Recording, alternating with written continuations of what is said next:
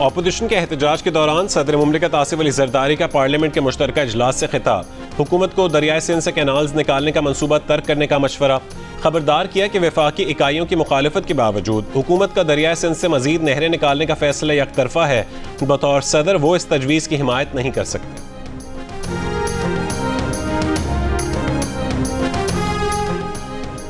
Chairman PTI barrister Gauhar का कहना है कि फैसले ऐवान से बाहर होते हैं, ऐवान नामुकम्मल है। उमर अयूब ने कहा है कि मुल्क में कानून की बालादस्ती नहीं। आसिफ अली जरदारी मुतनाज़ सदर है।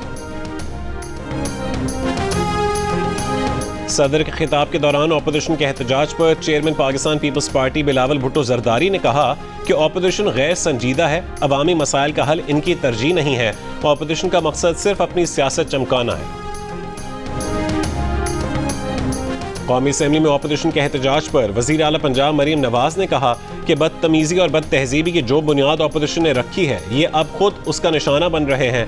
अवाम को पता चल गया है कि बद तहजीबी और अवाम की खिदमत में क्या फ़र्क है। पीपल्स पार्टी के पंजाब में काम न करने से मुतालिक सवाल पर कहा कि पीपल्स पार्टी वाले उनसे बात करें।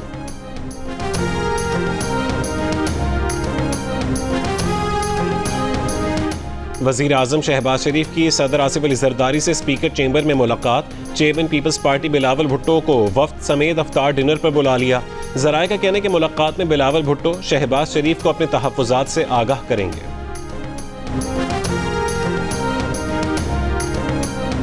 स्टेट बैंक का अगले 2 महीने के लिए शरह सूद 12% पर बरकरार रखने का ऐलान। स्टेट बैंक का कहना है कि फरवरी 2025 में खाने पीने के अशिया और तवानाई की कीमतों में कमी के बायस महंगाई तवक्को से कम रही। और रमज़ान में चीनी की कीमत को पर लग गए। लाहौर और पेशावर में 1 किलो चीनी 10 रुपये इजाफे के बाद 170 रुपये, कराची में 180 रुपये और कोयटा में 1 किलो चीनी 165 रुपये की हो गई। वजारत सनत और पैदावार के ज़राए के मुताबिक कीमत मुस्तहकम रखने के लिए चीनी दरामद करने का फैसला किया गया है।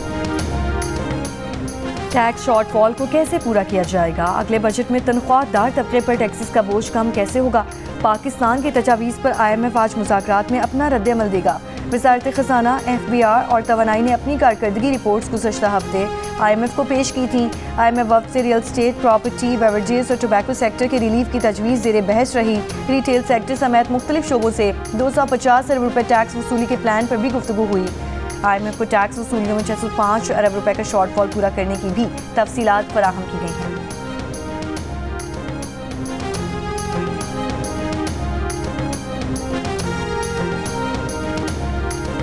सुप्रीम कोर्ट में मिलिट्री कोर्ट्स में सिविलियंस के ट्रायल के फैसले के खिलाफ इंट्रा कोर्ट अपीलों पर समाअत। जस्टिस जमाल खान मंदोखेल ने रिमार्क्स दिए कि तनाज़ा ये नहीं कि फौजी अदालतों में सिविलियंस का ट्रायल किया जाए या नहीं, मसला ये है कि आर्मी एक्ट के मातहत जराइम अगर सिविलियंस करें तो क्या होगा।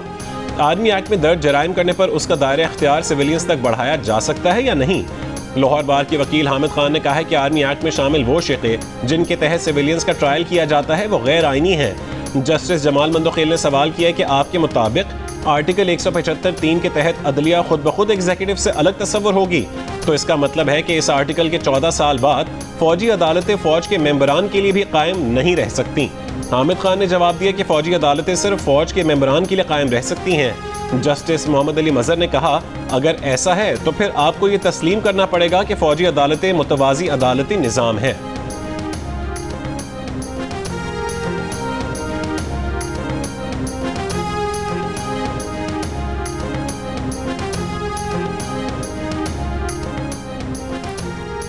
इस्लामाबाद हाई कोर्ट ने PTI रहनुमा सलमान अकरम राजा के वारंट गिरफ्तारी मुअत्तल कर दिए। फरीकैन को नोटिस जारी, 2 हफ्तों में जवाब तलब। मीडिया से गुफ्तगू में सलमान अकरम राजा ने कहा कि यह हिरासत करने का हरबा है कि लोगों के खिलाफ मुकदमात बनाओ, गिरफ्तार करो। हम लड़ रहे हैं, गिरफ्तार भी हो जाएंगे। इनको आईने में चेहरा दिखाते रहेंगे कि ये क्या कर रहे हैं। सलमान अकरम राजा के वारंट दाद दहशतगर्दी अदालत ने जारी किए।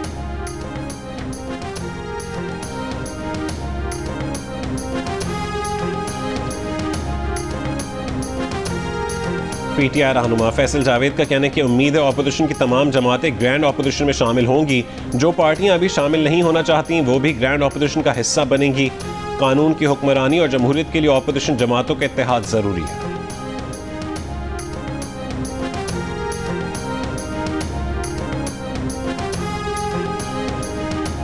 सुप्रीम कोर्ट के आईनी बेंच का सुपर टैक्स केस की समाअत रोजाना की बुनियाद पर करने का फैसला। कंपनी वकला की समाअत ईद उल फितर के बाद करने की सदा मुस्तरद।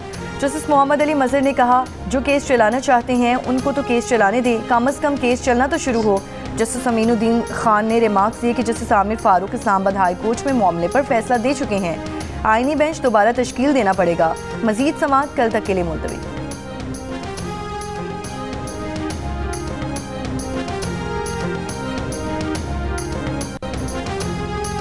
इंसानी हुकूक के कारकुनों के खिलाफ क्रैकडाउन, मुजाहिरों को दबाने और ऑनलाइन आज़ादी महदूद करने पर पाकिस्तान इंसानी हुकूक की आलमी तंजीम की वॉच लिस्ट में शामिल। आलमी तंजीम का हुकूमत पाकिस्तान से इंसानी हुकूक के कारकुनों के खिलाफ इल्ज़ामात ख़त्म करने और पाबंदी हटाने का मुतालबा। आलमी इंसानी हुकूक वॉच डॉग सिविकस मॉनिटर की रिपोर्ट के मुताबिक पाकिस्तान में दहशत गर्दी के इल्ज़ामात लगाकर इंसानी हुकूक के कारकुनों को निशाना बनाया जा रहा है। 2024 में हुकूमत ने ऑपोजिशन और अक़लियतों के मुजाहिरों को दबाने के लिए सख्त इक़दाम किए, अहम शाहराएँ बंद की और सहाफ़ियों को पैका कानून के तहत निशाना बनाया। फरवरी 2024 से एक्स बदस्तूर बंद है, जबकि मुजाहिरों के दौरान इंटरनेट और मोबाइल सर्विस भी मुअत्तल की जाती हैं। सिविकस मॉनिटर की फहरिस्त में अमरीका, इटली, सर्बिया और कॉन्गो भी शामिल हैं।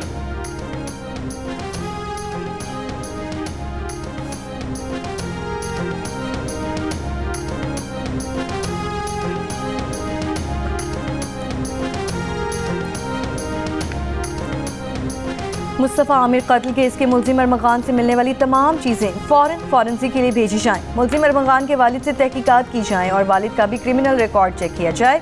अरमगान के करीबी अफराद की सरगर्मियों का जायजा लेकर मुकदमा दर्ज किए जाएं। मुस्तफ़ा आमिर कत्ल केस के स्पेशल पब्लिक प्रोसिक्यूटर ने पुलिस के लिए गाइडलाइंस जारी कर दी। गाइडलाइन के मुताबिक मुल्जिम अरमगान के कलअदम तंजीमों से ताल्लुक से मुतालिक भी तहकीकात का हुक्म दे दिया गया।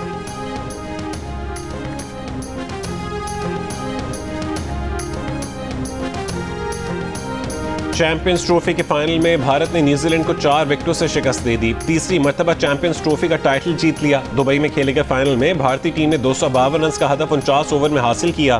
कप्तान रोहित शर्मा ने 76 रन की इनिंग्स खेली और प्लेयर ऑफ द मैच का अवार्ड अपने नाम किया। आईसीसी चैंपियंस ट्रॉफी का फाइनल जियो सुपर पर बराह रास्त नशर किया गया।